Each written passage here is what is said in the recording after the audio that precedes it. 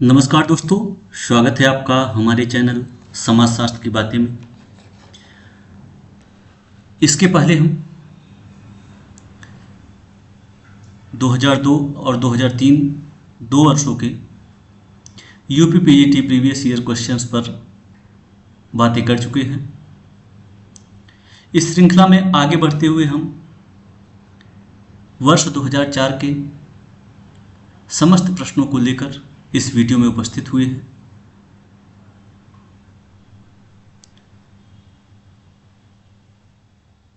हाँ, कुछ प्रश्न ऐसे हर वर्ष के पेपर में छूटते हैं जो समसामयिकी पर आधारित होते हैं, उनको शामिल नहीं किया जा रहा है। आशा करते हैं आप इस वीडियो से बहुत अधिक लाभान्वित होंगे। बढ़ते हैं अपने प्रश्न पर और हमारा प्रश्न है, समाजशास्त्र का अतीत लंबा है किंतु इतिहास संक्षिप्त है। यह कथन निम्नलिखित में से किसका है? ऑप्शन है आपका Sorokin, Robert Bierstedt, Merton, MN Srinivas. इसमें आपका राइट ऑप्शन हो जाएगा रॉबर्ट बीरस्टेट। अगला प्रश्न है, निम्नलिखित में से कौन सा कथन सही है? ऑप्शन है समाजशास्त्र का प्रयोजन समाज सुधार है।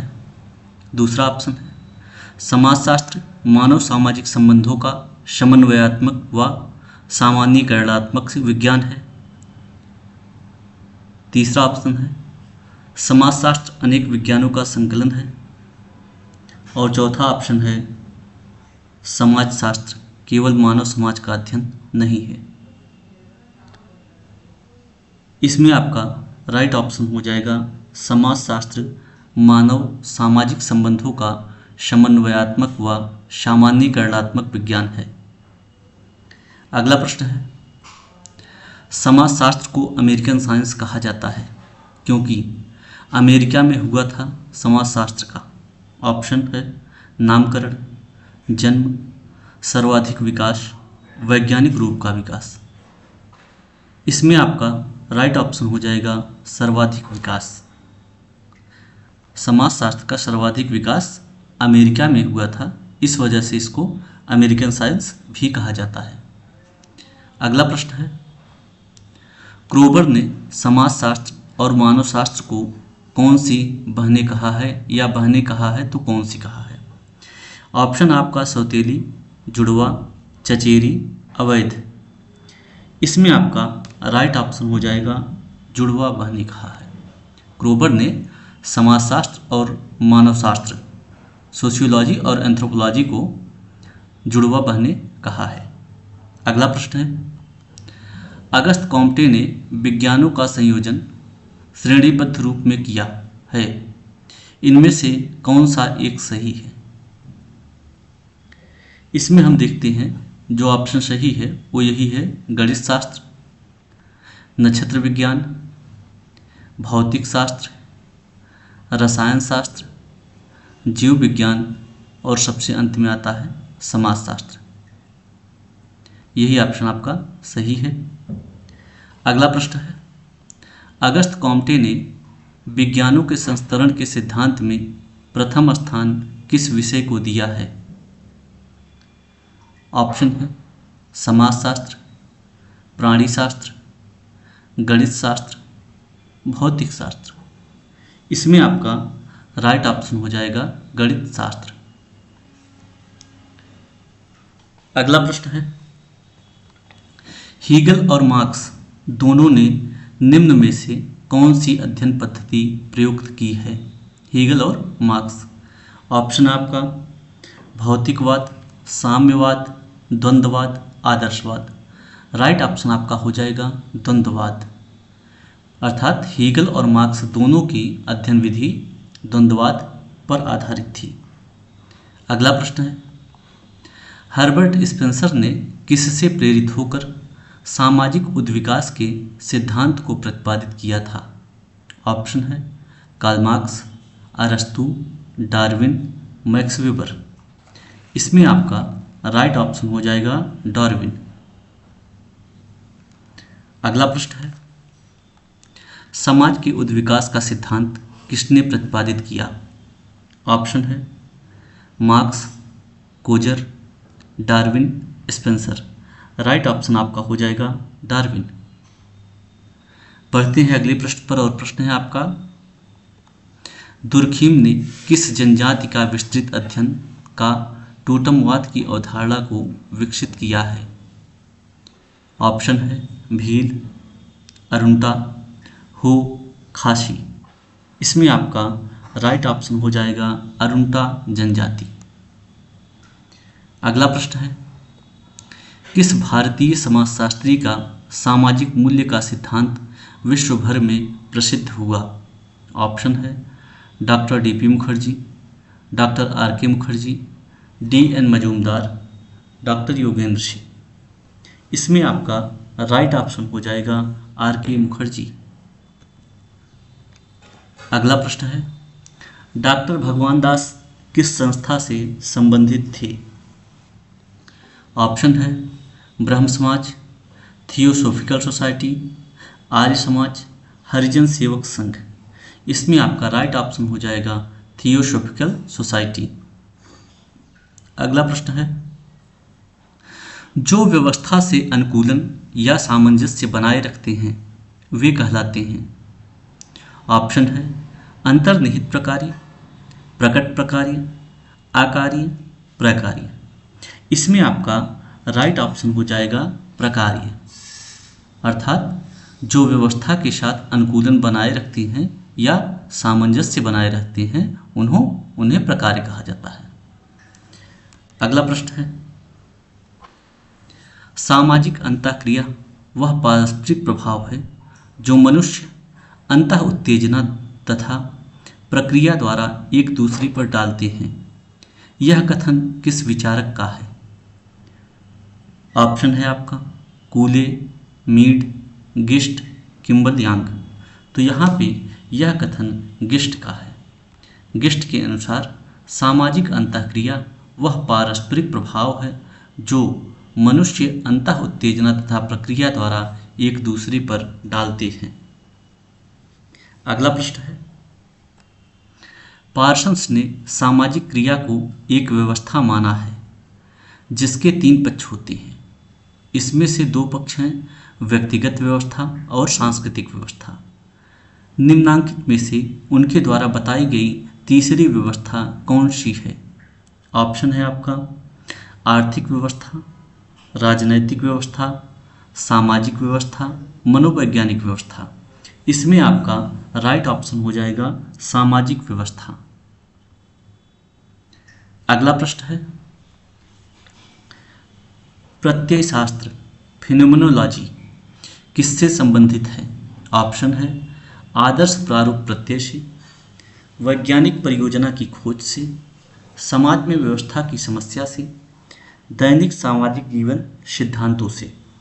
इसमें आपका राइट ऑप्शन होगा दैनिक सामाजिक जीवन सिद्धांतों से। अगला प्रश्न है, घटना क्रिया विज्ञान सामाजिक अध्ययन में किस प्रकार का दृष्टिकोण अपनाने पर बल देता है?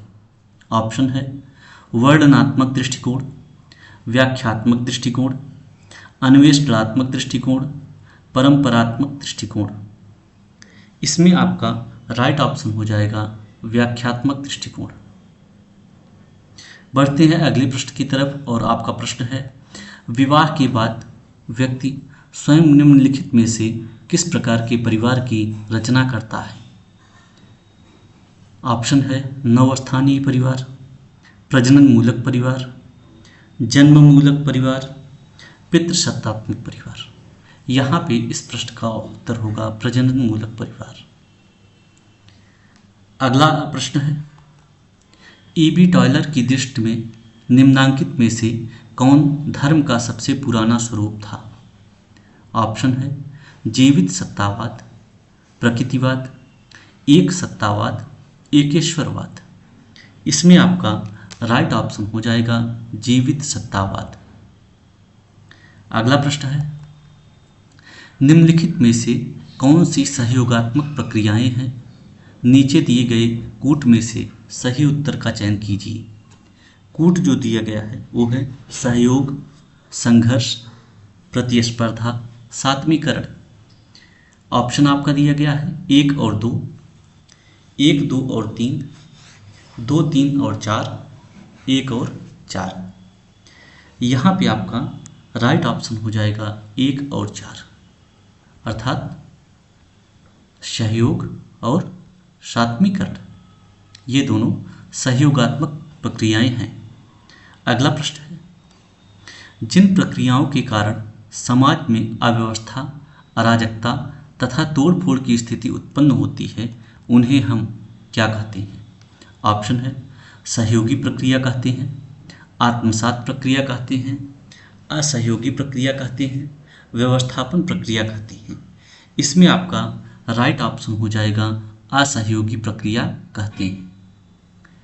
अगला प्रश्न है, कई राजनीतिक दल सत्ताधारी दल का विरोध करते हैं, किंतु राष्ट्र पर बाह्य संकट आने के समय वे सब सत्ताधारी दल को संकट से सामना करने के योग्य बनाने में जो सहयोग देते हैं वह कहलाएगा। ऑप्शन है वह सामान्य सहयोग कहलाएगा, वह तृतीय सहयोग कहलाएगा, वह प्रत्यक्ष सहयोग कहलाएगा, वह अप्रत्यक्ष सहयोग कहलाएगा। इसमें आपका राइट ऑप्शन हो जाएगा वह तृतीय सहयोग कहलाएगा। बढ़ते हैं अगले प्रश्न पर। प्रश्न है आपका, निम्नलिखित में से कौन सहयोग का एक तत्व नहीं है? ऑप्शन है उद्देश्यों को हासिल करने के तरीके सुनियोजित हों, दूसरा इसे राज्य और व्यक्तियों पर समान रूप से लागू किया जा सकता है, तीसरा उद्देश्यों को हासिल करने के तरीके संगठित या असंगठित हो सकते हैं, और चौथा ऑप्शन है सहयोगी संगठनों को समान उद्देश्य हासिल करने होते हैं। इसमें आपका राइट ऑप्शन है इसे राज्य और व्यक्तियों पर समान रूप से लागू किया जा सकता है, ये सहयोग का तत्व नहीं है। अगला प्रश्न है, संघर्ष का प्रकार्यात्मक सिद्धांत प्रतिपादित किया गया था। ऑप्शन है कोजर द्वारा, कार्ल मार्क्स द्वारा, रोजेनहॉफर द्वारा, स्मॉल द्वारा। इसमें आपका राइट ऑप्शन हो जाएगा कोजर द्वारा। अगला प्रश्न है, मानव का हित ही मानव समाज में होने वाले संघर्ष का कारण बन जाता है, यह कथन किसका है? ऑप्शन है डारेंडॉर्फ, रोजेनहॉफर, कोजर, ओपेनहेमर। इसमें आपका राइट ऑप्शन हो जाएगा रोजेनहॉफर। इनका कहना है कि मानव का हित ही मानव समाज में होने वाले संघर्ष का कारण बन जाता है। अगला प्रश्न है, सामाजिक क्रिया दूसरे व्यक्तियों के भूत, वर्तमान या भावी व्यवहार द्वारा प्रभावित हो सकती हैं, यह कथन है। ऑप्शन सत्य है, असत्य है, 1 और 2 दोनों सही है, इनमें से कोई सही नहीं है। इसमें आपका राइट ऑप्शन हो जाएगा सत्य है। सामाजिक क्रिया दूसरे व्यक्तियों के भूत, वर्तमान या भावी व्यवहार द्वारा प्रभावित हो सकती हैं, यह कथन आपका सत्य है। अगला प्रश्न है, प्राथमिक समूह में सदस्यों के पारस्परिक संबंधों की प्रकृति निम्नलिखित में से किस प्रकार की होती है? ऑप्शन है वैयक्तिक संबंध, जटिल संबंध, औपचारिक संबंध, इनमें से कोई नहीं। इसमें आपका राइट ऑप्शन हो जाएगा वैयक्तिक संबंध। बढ़ते हैं अगले प्रश्न पर। प्रश्न है आपका, घनिष्ठता विहीन अनुभव प्रदान करने वाले समूह को कहा जाता है? ऑप्शन है संदर्भ समूह, द्वितीयक समूह, अंतः समूह, प्राथमिक समूह। यहाँ पे राइट ऑप्शन आपका हो जाएगा द्वितीयक समूह। अगला प्रश्न है, जिन समूहों की प्रकृति अस्थायी होती है और जो उद्देश्य पूर्ति के उपरांत टूट जाते हैं उन्हें क्या कहा जाता है? ऑप्शन है आपका प्राथमिक समूह, निश्चित संगठन वाले समूह, अनिश्चित संगठन वाले समूह, हितों के प्रति चेतन समूह। यहाँ पे आपका राइट ऑप्शन हो जाएगा हितों के प्रति चेतन समूह। अगला प्रश्न है, निम्नलिखित में संदर्भ समूह शब्द का प्रयोग सर्वप्रथम किसने किया? ऑप्शन है Merton, Hyman, Sherif, Turner. Right option आपका हो जाएगा हाइमन, हर्बर्ट हाइमन ने सर्वप्रथम संदर्भ समूह शब्द का प्रयोग किया था। अगला प्रश्न है, निम्नलिखित में से कौन सा कथन सही है? ऑप्शन है, संदर्भ समूह एक समूह है जिसका एक व्यक्ति सदस्य होता है। यह कथन आपका गलत है। दूसरा है, संदर्भ समूह एक समूह है जिसका कभी कभी उल्लेख किया जाता है। यह भी कथन आपका गलत है। तीसरा है, संदर्भ समूह एक समूह है जिसका लोग अपना और अपने व्यवहार का मूल्यांकन करते समय उल्लेख करते हैं। ये ऑप्शन आपका सही है। और चौथा ऑप्शन है, संदर्भ समूह एक समूह है जिसके प्रति लोग श्रद्धा रखते हैं। ये ऑप्शन आपका गलत है। अगला प्रश्न है, निम्न में से किस विशेषता का संबंध समिति से है? ऑप्शन है, विशिष्ट उद्देश्य, स्वतः विकास, सामान्य उद्देश्य, अनिवार्य उद्देश्य। यहाँ पे आपका राइट ऑप्शन हो जाएगा विशिष्ट उद्देश्य। अगला प्रश्न है, कथन ए, हम समिति के सदस्य होते हैं, संस्था के नहीं। कारण आर, समिति समूह की परिचायक है जबकि संस्था ढंग एवं कार्यविधि की। पहला ऑप्शन है, ए और आर दोनों सत्य हैं और आर ए की सही व्याख्या है। दूसरा, ए और आर दोनों सत्य हैं, आर ए की गलत व्याख्या है। तीसरा, ए सही है किंतु आर गलत है। चौथा, ए गलत है किंतु आर सही है। यहाँ पे आपका राइट ऑप्शन हो जाएगा ए आर दोनों सत्य हैं और आर ए की सही व्याख्या है। अगला प्रश्न है, हम समितियों के सदस्य होते हैं, हो सकते हैं, संस्थाओं के नहीं। यह कथन किस विद्वान का है? ऑप्शन है, ऑगबर्न एवं निमकॉफ, मैकाइवर एवं पेज, बीसेंज एवं बीसेंज, गिलिन एवं गिलिन। इसमें आपका राइट ऑप्शन हो जाएगा मैकाइवर एवं पेज। यह क्वेश्चन लगभग हर परीक्षा में किसी न किसी रूप में पूछा जाता है। अगला प्रश्न है, किसी उद्देश्य की प्राप्ति के लिए लोगों से मिलकर कार्य करने को समिति कहते हैं।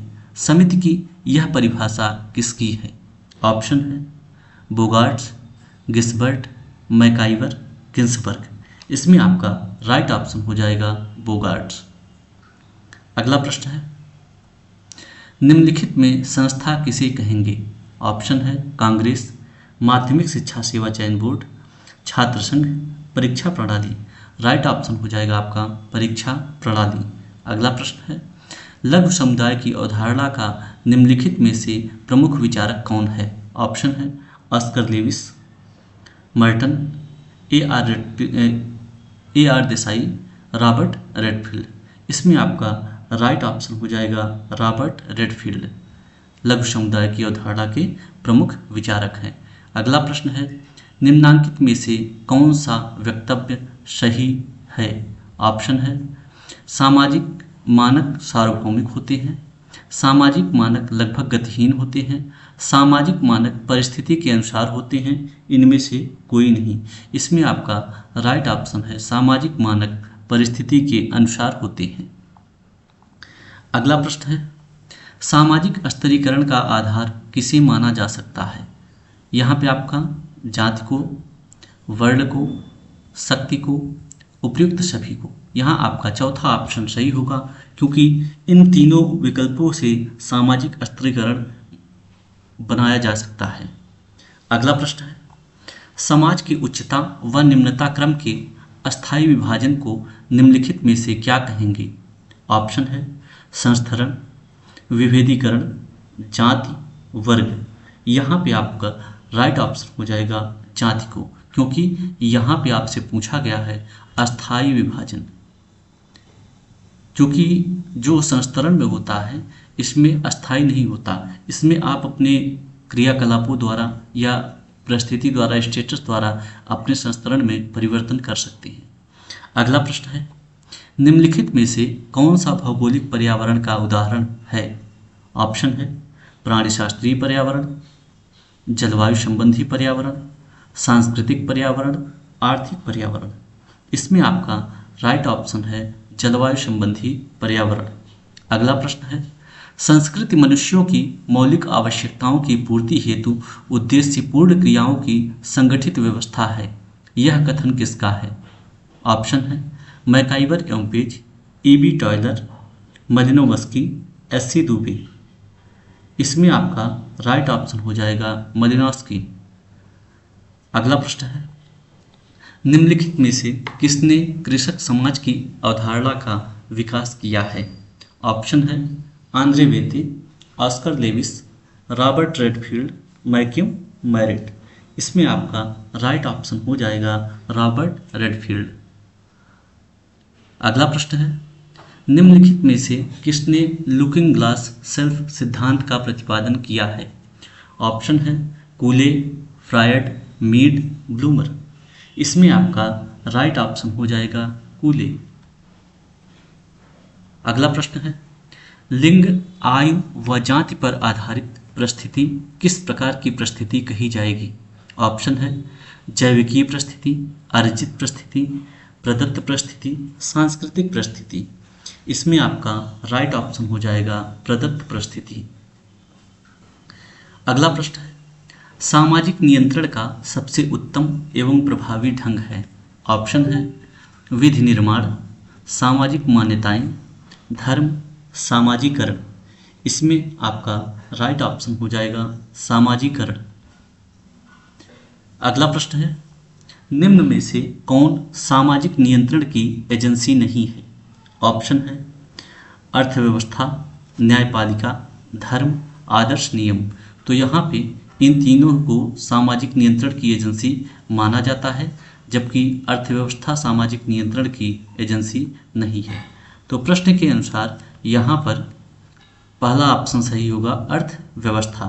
अगला प्रश्न है, सामाजिक नियंत्रण नियोजित व अनियोजित प्रक्रियाओं और अभिकरणों के लिए एक सामूहिक शब्द है जिसके द्वारा व्यक्तियों को यह सिखाया जाता है, उनमें आग्रह किया जाता है अथवा बाध्य किया जाता है कि वे अपने समूह की रीतियों एवं तथा सामाजिक मूल्यों के अनुसार कार्य करें।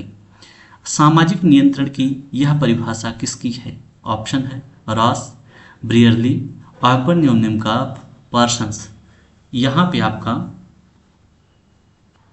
राइट ऑप्शन हो जाएगा ब्रियरली। अगला प्रश्न है, समाज की संरचना में होने वाले परिवर्तन को निम्नलिखित में से क्या कहेंगे? ऑप्शन है सांस्कृतिक परिवर्तन, सामाजिक परिवर्तन, प्रौद्योगिकी परिवर्तन, भौतिक परिवर्तन। राइट ऑप्शन आपका हो जाएगा सामाजिक परिवर्तन।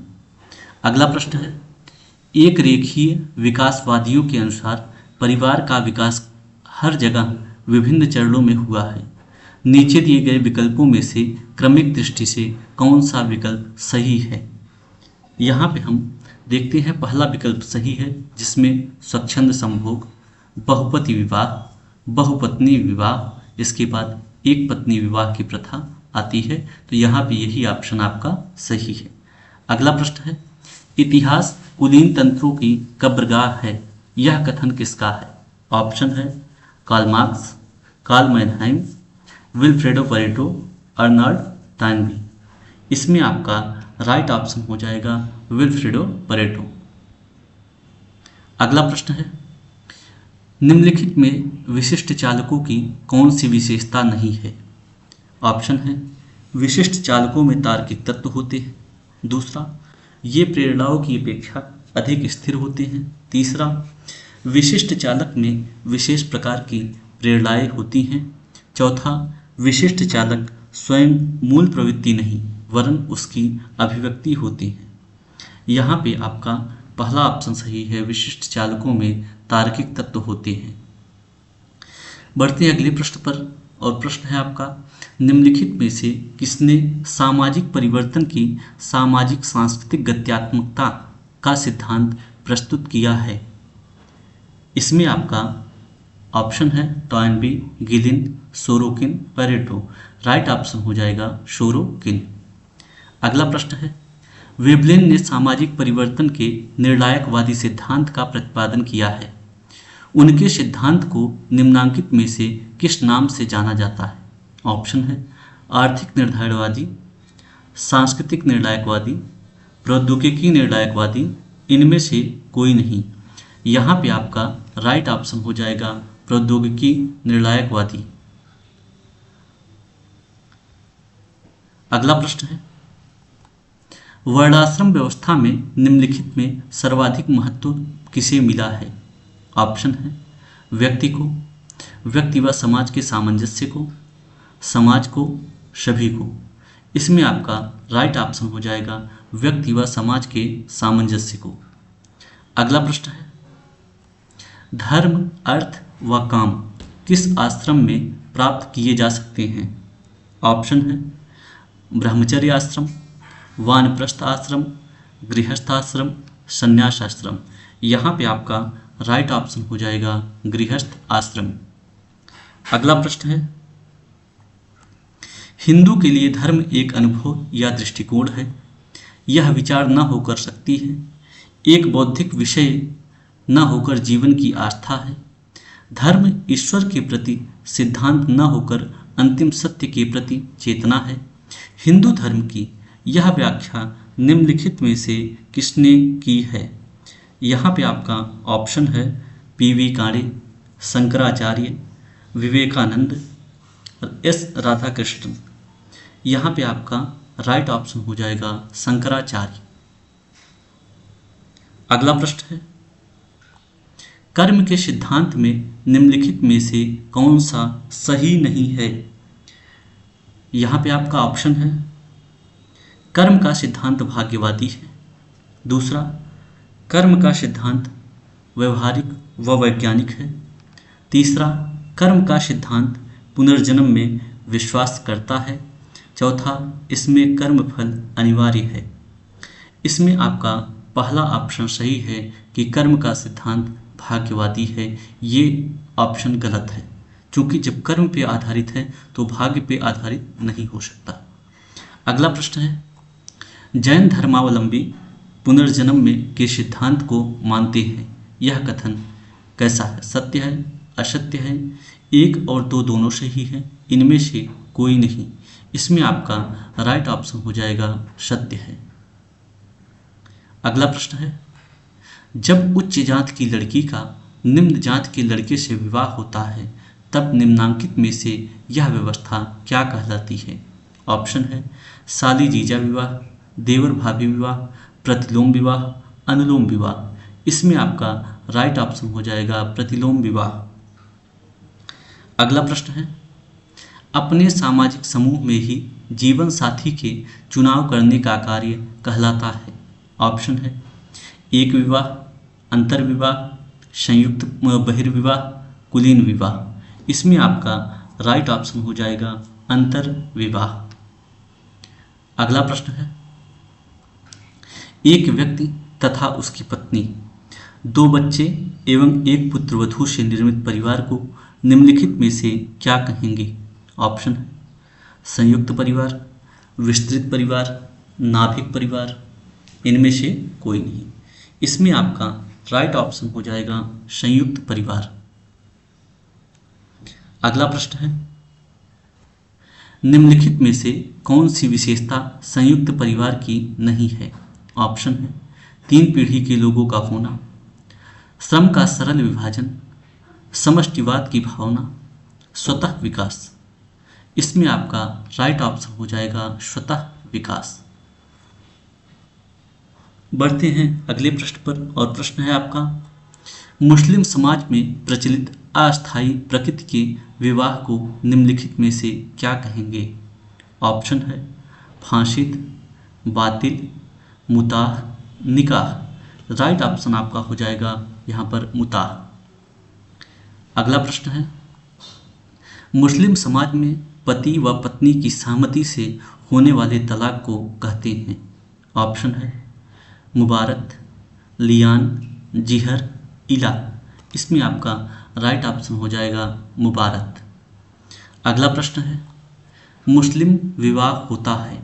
ऑप्शन है जन्म जन्मांतर का बंधन, एक धार्मिक संस्कार, एक विवाह का आदर्श, एक सामाजिक समझौता। इसमें आपका राइट ऑप्शन हो जाएगा एक सामाजिक समझौता।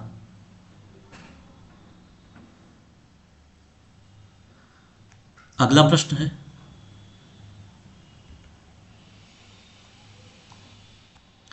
जाति राजनीति का कैंसर है, यह कथन किसने कहा है? ऑप्शन है घुरिये, कूले, मजूमदार, डी आर गाडगिल। इसमें आपका राइट ऑप्शन है डी आर गाडगिल। अगला प्रश्न है, अपनी जाति के प्रति ऐसी वफादारी को क्या कहा जाता है जिसमें व्यक्ति अन्य जातियों के हितों की उपेक्षा करता है? ऑप्शन है संप्रदायवाद, भाषावाद, क्षेत्रवाद, जातिवाद। यहाँ पे आपका राइट ऑप्शन हो जाएगा जातिवाद। अगला प्रश्न है, भारत प्रजातियों का अजायब घर है, कथन है, कारण है भारत में अनेक जातियां मिलती हैं। ऑप्शन है ए और आर दोनों सत्य है, आर ए की सही व्याख्या है।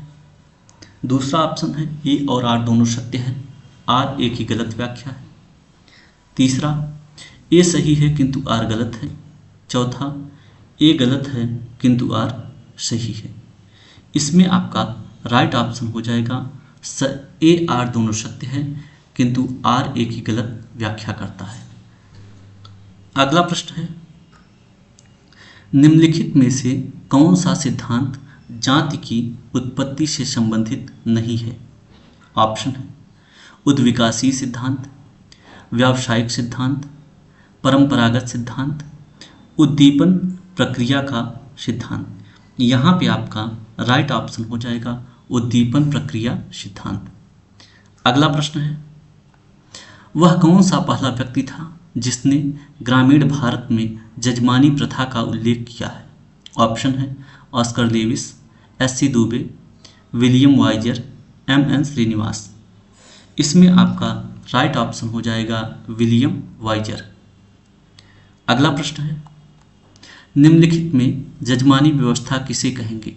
ऑप्शन है विभिन्न जातियों के अस्थायी संबंध को, परंपरा पर आधारित विभिन्न जातियों में अंतःक्रिया को, एक जाति द्वारा दूसरी जाति को सेवा प्रदान करने को, और चौथा है उपर्युक्त सभी को। इसमें आपका राइट ऑप्शन हो जाएगा एक जाति द्वारा दूसरी जाति को सेवा प्रदान करने को। अगला प्रश्न है, निम्नांकित में से किसने जनजातियों की समस्याओं के समाधान के लिए राष्ट्रीय उद्यान संबंधी व्यवस्था की वकालत की है? ऑप्शन है वरियर एल्विन, मजूमदार, घुरिये, इनके बोस। राइट ऑप्शन आपका इसमें हो जाएगा वरियर एल्विन या वी एल्विन। अगला प्रश्न है, घुरिये ने भारतीय जनजातियों को कहा है? ऑप्शन है अनुसूचित जनजाति, पिछड़े हिंदू, आदिवासी, आदिम जनजाति। इसमें आपका राइट ऑप्शन हो जाएगा पिछड़े हिंदू। अगला प्रश्न है, नीचे दिए गए पिछड़े वर्ग के आधारों पर ध्यान दीजिए। आधार हैं जातीय संस्तरण में निम्न स्थिति, शिक्षा के क्षेत्र में पिछड़ापन, सरकारी नौकरियों में अपर्याप्त प्रतिनिधित्व, व्यापार, वाणिज्य व उद्योग में अपर्याप्त प्रतिनिधित्व। उपर्युक्त आधारों को निम्नलिखित में से किसने दिया है? इसमें आपका राइट ऑप्शन हो जाएगा काका कालेलकर। अगला प्रश्न है, पिछड़े वर्ग की समस्याओं के निदान में किसने सबसे अधिक पहल की है? ऑप्शन है व्यापारियों ने, नेल्सन मंडेला ने, समाज नीति निर्माताओं ने, जगत गुरु शंकराचार्य ने। राइट ऑप्शन आपका हो जाएगा समाज नीति निर्माताओं ने। अगला प्रश्न है, ग्रामीण क्षेत्र में समग्र विकास और परिवर्तन लाने में सबसे अहम भूमिका किसकी है? ऑप्शन है बढ़ते हुए अपराधों की, प्रथाओं और परंपराओं की, विज्ञान और तकनीकी की, धार्मिक अंधविश्वासों की। इसमें आपका राइट ऑप्शन हो जाएगा विज्ञान और तकनीकी की। अगला प्रश्न है, तो दोस्तों अगर आपको हमारी वीडियो पसंद आ रही है तो कमेंट में कुछ ऐसा लिखिएगा जिससे हम और अधिक बेहतर वीडियो को बना सकें। अर्थात एक ऐसा कमेंट दीजिए जिसमें आपका उचित सुझाव मिले हमको। बढ़ते हैं अगले प्रश्न पर। प्रश्न है, स्वतंत्र भारत में पंचायती राज व्यवस्था कितने स्तरों की है? ऑप्शन है 1 स्तरीय, 3 स्तरीय, 10 स्तरीय, इनमें से कोई नहीं। इसमें आपका राइट ऑप्शन हो जाएगा 3 स्तरीय। अगला प्रश्न है, लर्नर ने भारतीय समाज में हो रहे परिवर्तनों के लिए पश्चिमीकरण की अपेक्षा आधुनिकीकरण को अधिक पसंद किया है। निम्नलिखित कारणों में से कौन सा कारण उसमें नहीं है? ऑप्शन है पश्चिमीकरण केवल पश्चिम के प्रभाव का परिचायक है। दूसरा, पश्चिमीकरण एक संकुचित व सीमित अवधारणा है। तीसरा, इसमें विदेशी संरक्षण का भाव उत्पन्न नहीं होता है। और चौथा है, यह एक स्थानीय लेबल है। इसमें आपका राइट ऑप्शन होगा पश्चिमीकरण केवल पश्चिम के प्रभाव का परिचायक है। अगला प्रश्न है, समाजशास्त्र में स्थानीयकरण का संप्रत्यय निम्न में से किससे संबंधित है? ऑप्शन है एक प्रघटना से, एक प्रतिक्रिया से, विकास के अभिकरण से, एक प्रक्रिया से। राइट ऑप्शन आपका यहाँ पे हो जाएगा एक प्रक्रिया से। अगला प्रश्न है, धर्मनिरपेक्षीकरण की निम्नलिखित में से कौन सी विशेषता है? ऑप्शन है धार्मिक आधार पर संप्रदाय का निर्माण करना। दूसरा, अपने धर्म से अटूट लगाव रखना। तीसरा, राज्य के दृष्टिकोण में सभी धर्मों को समान मानना। और चौथा है केवल अलौकिक शक्ति में विश्वास करना। इसमें आपका राइट ऑप्शन हो जाएगा राज्य के दृष्टिकोण में सभी धर्मों को समान मानना। अगला प्रश्न है, आधुनिकीकरण का अंतिम महत्वपूर्ण मापदंड है? ऑप्शन है औद्योगिकरण, जनसहभागिता, विवेकशीलता, गतिशीलता। इसमें आपका राइट ऑप्शन हो जाएगा औद्योगिकरण।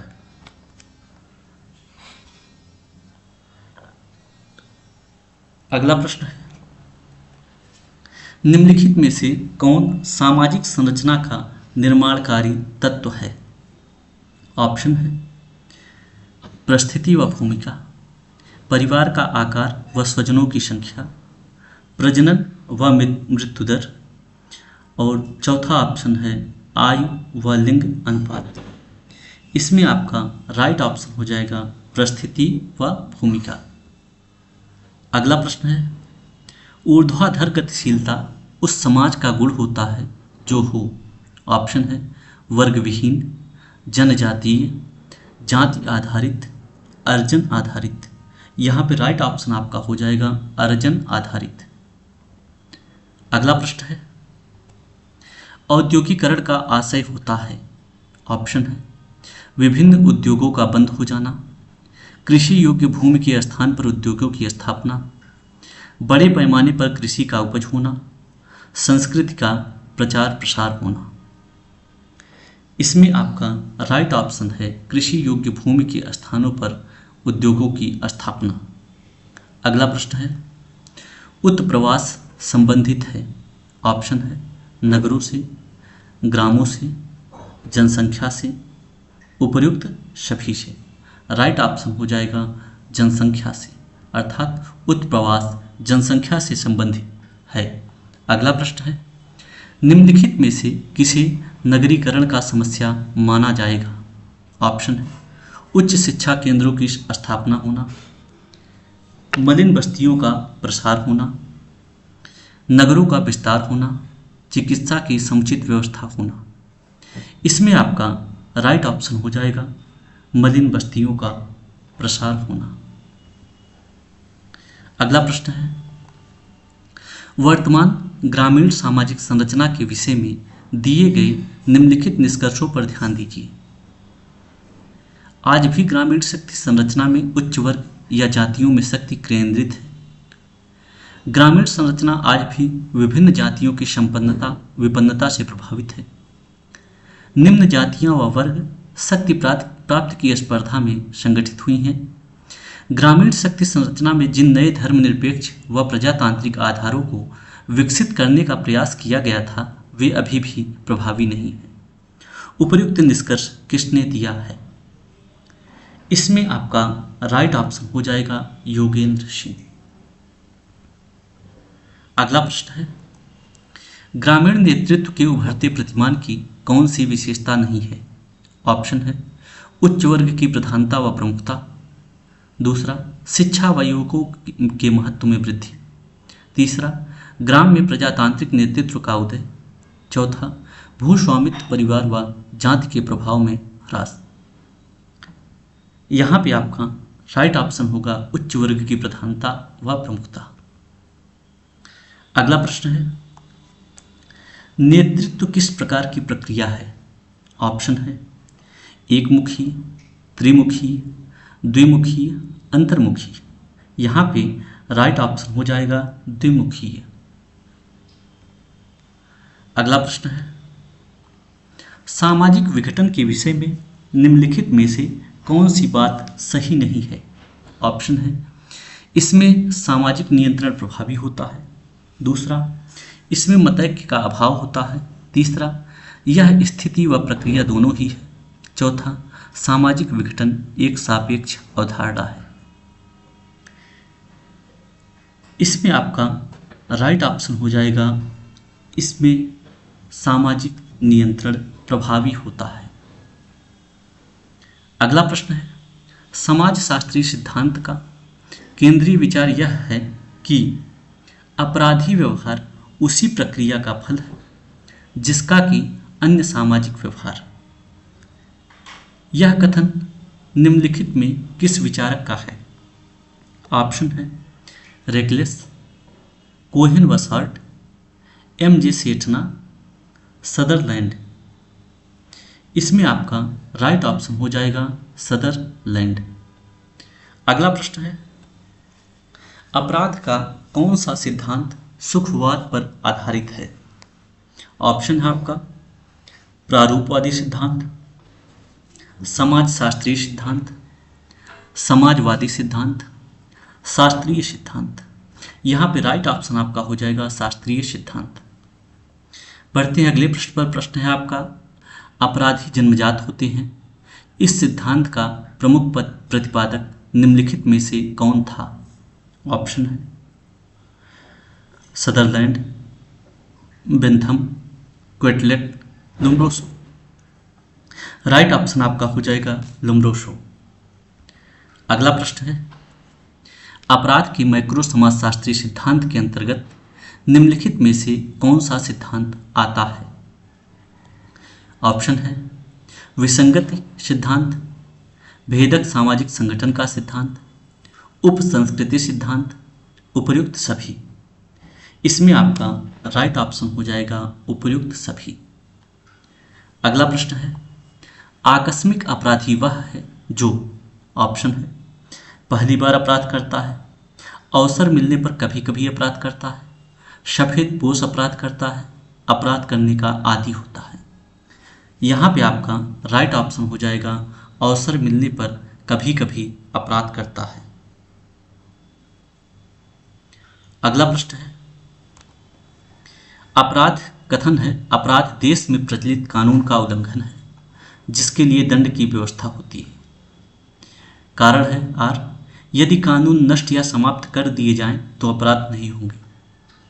ऑप्शन है इसमें ए आर दोनों सत्य हैं, आर ए की सही व्याख्या है, दूसरा ए और आर दोनों सत्य हैं और आर ए की गलत व्याख्या है, तीसरा ए सही है किंतु आर गलत है, चौथा ए गलत है किंतु आर सही है। इसमें आपका राइट ऑप्शन हो जाएगा ए सही है किंतु आर गलत है। अगला प्रश्न है, कथन है गंदी बस्तियां बाल अपराध के लिए उत्तरदायी हैं। कारण, गंदी बस्तियां न होती तो बाल अपराध भी न होती। ऑप्शन, इसमें जो सही ऑप्शन है वो यही है कि ए सही है और आर गलत है।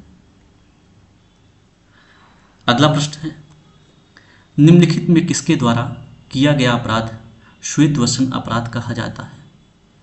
ऑप्शन है किसी विधवा द्वारा, किसी भिखारी द्वारा, उच्च परिस्थिति प्राप्त किसी व्यक्ति द्वारा, उपर्युक्त सभी द्वारा। इसमें राइट ऑप्शन आपका है उच्च परिस्थिति प्राप्त किसी व्यक्ति द्वारा किया गया अपराध श्वेत वसन अपराध के अंतर्गत आता है। अगला प्रश्न है, निम्नांकित में से कौन सा एक सामाजिक समस्या है? ऑप्शन है भूकंप, पागलपन, अस्पृश्यता, महामारी। इसमें राइट ऑप्शन आपका हो जाएगा अस्पृश्यता। अगला प्रश्न है, भारतवर्ष में निर्धनता का कौन सा कारण अधिक उपयुक्त नहीं दिखाई देता? ऑप्शन है काम मिलने पर भी काम करने की इच्छा न होना, बेरोजगारी, अशिक्षा, भाग्य पर भरोसा करना। इसमें राइट ऑप्शन आपका हो जाएगा काम मिलने पर भी काम करने की इच्छा न होना। यह ऑप्शन उपयुक्त नहीं दिखाई पड़ रहा है। अगला प्रश्न है, निम्नलिखित में से कौन वेश्यावृत्ति की विशेषता नहीं है? ऑप्शन है अवैध संबंध, व्यवसाय, आर्थिक लाभ, सामाजिक प्रतिष्ठा। इसमें आपका राइट ऑप्शन हो जाएगा सामाजिक प्रतिष्ठा। अगला प्रश्न है, भारत में जनसंख्या अधिक्य का निम्नलिखित में से सूचक नहीं है? ऑप्शन है प्राकृतिक साधनों व जनसंख्या में संतुलन, दूसरा बेरोजगारी, तीसरा निम्न जीवन स्तर और चौथा है जनसंख्या में असाधारण वृद्धि। इसमें आपका राइट ऑप्शन हो जाएगा प्राकृतिक साधनों व जनसंख्या में संतुलन। अगला प्रश्न है, निम्नलिखित में जनसंख्या वृद्धि का निश्चायक कौन है? ऑप्शन है देशांतर गमन, मृत्यु दर, जन्म दर, उपर्युक्त सभी। यहां पे आपका राइट ऑप्शन हो जाएगा उपर्युक्त सभी। अगला प्रश्न है, एम.एन. श्रीनिवास की उस पुस्तक की पहचान करें जिसमें संस्कृतिकरण का सिद्धांत पहली बार प्रतिपादित किया गया। ऑप्शन है social structure, caste in modern India and other essays, social change in modern India, religion and society among the Coorgs of South India. इसमें आपका राइट ऑप्शन हो जाएगा religion and society among the Coorgs of South India. अगला प्रश्न है, निम्नांकित में से किसने किनशिप ऑर्गेनाइजेशन इन इंडिया नामक पुस्तक लिखी है? ऑप्शन है Irawati Karve, D N. Majumdar, M R. Desai, K M. Kapadia. इसमें आपका राइट ऑप्शन हो जाएगा इरावती कर्वे। अगला प्रश्न है, हिंद स्वराज नामक पुस्तक की रचना निम्नलिखित में से किसने की है? ऑप्शन है विनोबा भावे, महात्मा गांधी, श्रीमन नारायण, कृपलानी। यहाँ पे दोस्तों हिंद स्वराज पुस्तक के लेखक का नाम आप सभी कमेंट में बताएंगे, क्योंकि यह बहुत ही चर्चित पुस्तक है और शायद सबको पता भी होगा कि इसके लेखक कौन हैं। अगला प्रश्न है, छात्रवृत्तियों एवं शिक्षण संस्थानों में स्थान आरक्षण द्वारा अनुसूचित जनजातियों के शैक्षिक उत्थान के लिए भारतीय संविधान के किस अनुच्छेद में प्रावधान किया गया है? ऑप्शन है अनुच्छेद 15(4), अनुच्छेद 339(1), अनुच्छेद 330 और 332, अनुच्छेद 16(4). राइट ऑप्शन आपका इसमें हो जाएगा अनुच्छेद 15(4). अगला प्रश्न है, गरीबी की संस्कृति का मुहावरा किसने दिया है? ऑप्शन है Milton Singer, Edmund Leach, Robert Redfield, Oscar Lewis. Right option आपका हो जाएगा ऑस्कर लेविस। अगला प्रश्न है, आज के गरीब धरती के दलित और चौथी दुनिया के रूप में जाने जाते हैं, ऐसा किसने कहा है? ऑप्शन है Oscar Lewis, Gunnar Myrdal, Herbert Gans, Frantz Fanon. इसमें आपका राइट ऑप्शन हो जाएगा फ्रांस फैनन। अगला प्रश्न है, निम्नलिखित में से कौन सा जोड़ा सही नहीं है? इसमें राइट पहला है ए.आर. देसाई, ये Mahua, B S. Cohn, Madhopur, M S. Kore, Rampura, Ross, Bangalore. इसमें आपका राइट ऑप्शन हो जाएगा एम.एस. कोरे, रामपुरा। अर्थात ये ऑप्शन आपका गलत है, क्योंकि प्रश्न में पूछा गया है कौन सा जोड़ा सही नहीं है, तो यह जोड़ा सही नहीं है। अगला प्रश्न है, निम्नांकित में से कौन सुमेलित नहीं है? ऑप्शन है, जीवन जगत का संबंध प्रतीकात्मक अंतःक्रियावाद से, व्यवस्था का संबंध प्रकार्यवाद से, उत्पादन प्रणाली का संबंध मार्क्सवाद से, अभिलेखीय पद्धति का संबंध लोक विधि विज्ञान से। इसमें आपका पहला ऑप्शन सही नहीं है कि जीवन जगत का संबंध प्रतीकात्मक अंतःक्रियावाद से है। अगला प्रश्न है, सभी सही सुमेलित है, इसमें सभी को सुमेलित करके दिया ही गया है। ऑप्शन है, श्वेतवसन अपराध का सिद्धांत सदरलैंड से संबंधित है, श्रम विभाजन का सिद्धांत दुर्खीम से संबंधित है, विज्ञानों के संस्तरण का सिद्धांत अगस्त कॉम्टे से संबंधित है, और द्वंद्वात्मक भौतिकवाद का सिद्धांत कार्ल मार्क्स से संबंधित है। अगला प्रश्न है, निम्न में से किसका मिलान सही नहीं है? इसमें आपका राइट ऑप्शन होगा, राइट क्या पहले देख लेते हैं। जनांकी परिवर्तन का संबंध माल्थस से है, भौतिक द्वंद्व का संबंध हीगल से है, सामाजिक नियंत्रण का संबंध रॉस से है, जनसंख्या का गतिशील घनत्व का संबंध दुर्खीम से है। इसमें दोस्तों आपका दूसरा ऑप्शन गलत है, जिसमें भौतिक द्वंद्व का संबंध हीगल से दिया गया है, जबकि भौतिक द्वंद्व का संबंध मार्क्स से है। तो प्रश्न के अनुसार आपका इसमें दूसरा विकल्प सही है। अगला प्रश्न है, सर्वाधिक धनी व्यक्ति के लिए निम्नलिखित में से कौन सी अवधारणा प्रासंगिक है? ऑप्शन है, शक्ति, अभिजन, नेतृत्व, इनमें से कोई नहीं। इसमें आपका राइट ऑप्शन हो जाएगा अभिजन। अगला प्रश्न है, सती किस प्रकार की आत्महत्या का उदाहरण है? ऑप्शन है, आहंगवादी आत्महत्या, परार्थवादी आत्महत्या, विसंगत जन्य आत्महत्या, इनमें से कोई नहीं। इसमें आपका राइट ऑप्शन हो जाएगा परार्थवादी आत्महत्या। अगला प्रश्न है, निम्नलिखित में कौन सही सुमेलित नहीं है? ऑप्शन है, अगस्त कॉम्टे सामाजिक स्थायित्व और सामाजिक गतिशीलता, कार्ल मार्क्स प्रकृति और संस्कृति दो विपरीत रूप हैं, लेवी स्ट्रॉस संस्कृत संचार के रूप में, विल्फ्रेडो परेटो अभिजनों का चक्रीकरण। इसमें आपका राइट ऑप्शन हो जाएगा कार्ल मार्क्स, जिसमें यह सही सुमेलित नहीं है।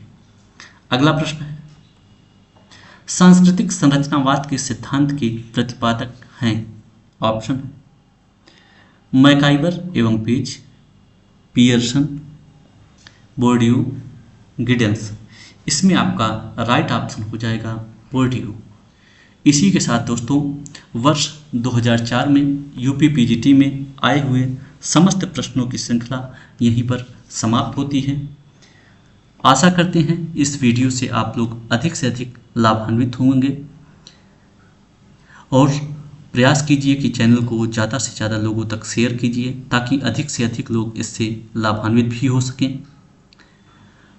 परीक्षा की दृष्टि से यह एक अत्यंत महत्वपूर्ण श्रृंखला चलाई जा रही है। मिलते हैं अगले वीडियो में, तब तक के लिए धन्यवाद।